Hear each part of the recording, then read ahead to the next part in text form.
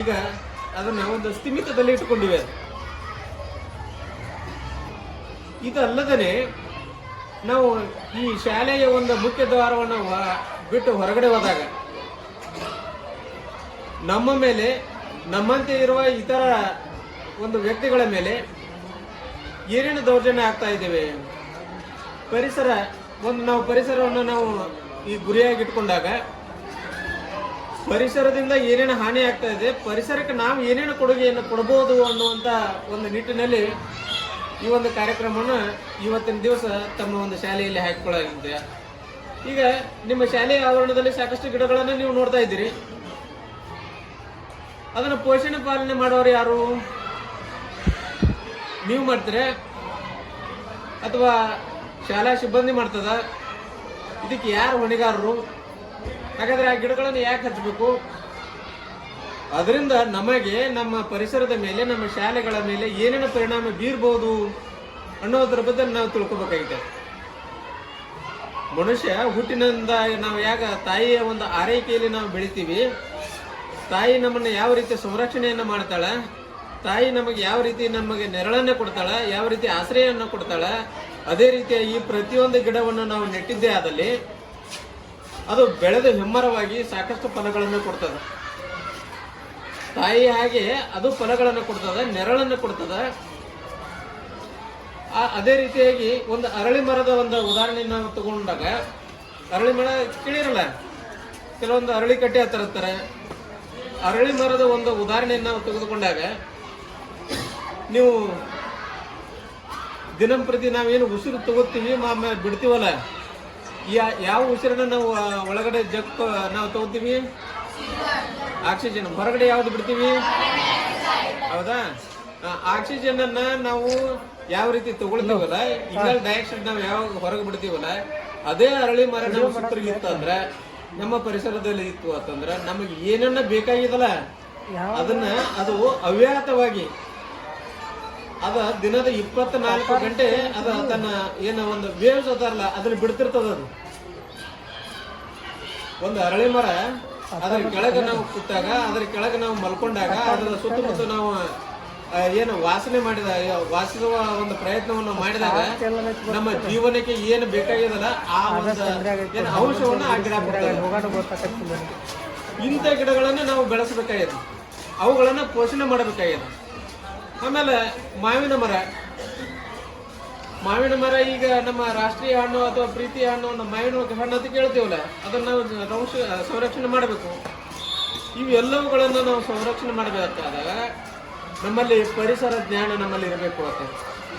ಪ್ರತಿಯೊಂದು ಗಿಡದಲ್ಲಿ, ಪ್ರತಿಯೊಂದು ಮರದಲ್ಲಿ ತನ್ನದೇ ಆದ ಒಂದು ವೈಶಿಷ್ಟ್ಯತೆಯನ್ನು ಹೊಂದಿದ. ಇಲ್ಲಿ ನಿಮ್ಮ ಎದುರಿಗೆ ಒಂದು ಹತ್ತಿ ಗಿಡ ಐತಿ, ನಿಮ್ಮ ಶಾಲೆಯ ಆವರಣದಲ್ಲಿ ಒಂದು ಹತ್ತಿ ಗಿಡ ಐತಲ್ಲ, ಅದು ಹೂ ಬಿಟ್ಟಿದ್ದು ಯಾವಾಗಾರಿ ನೋಡ್ರಿ? ಹೂ ಬಿಟ್ಟಿದ್ದು ನೋಡೇ ಇಲ್ಲ. ಬೇಡ, ಹತ್ತಿಯನ್ನು ತಿಂದಿರಿ? ಅದು ಹತ್ತಿಯನ್ನು ಒಳಗೆ ಈಗ ತೆಗೆದ ತಕ್ಷಣ ಅದರಲ್ಲಿ ಏನಿರ್ತಾವ? ಸಾಕಷ್ಟು ಹುಳುಗಳೇ ಇರ್ತಾವ.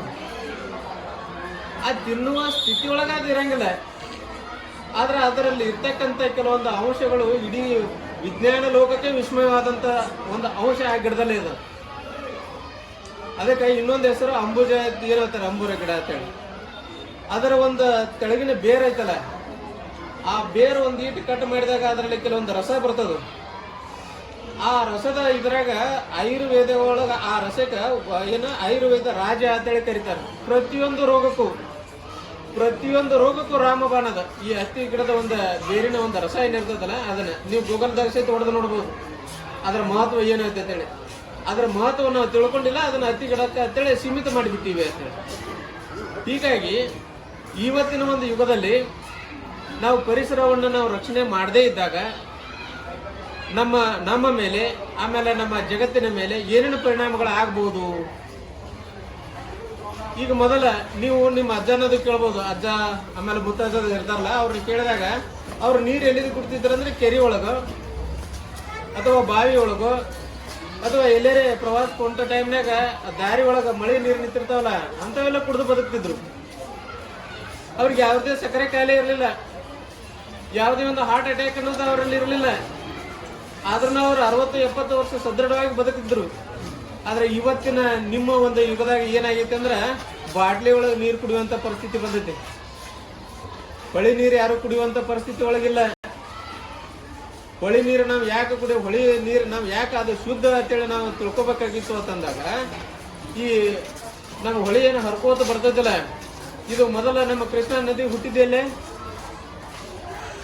ಕೃಷ್ಣಾ ನದಿ ಎಲ್ಲಿ ಉಗಮ ಸ್ಥಾನ ಯಾವುದು? ಮಹಾಬಳೇಶ್ವರ. ಮಹಾಬಳೇಶ್ವರ ಅನ್ನೋದು ಪ್ಲೇಸ್ ಎಲ್ಲೈತೆ? ಅದು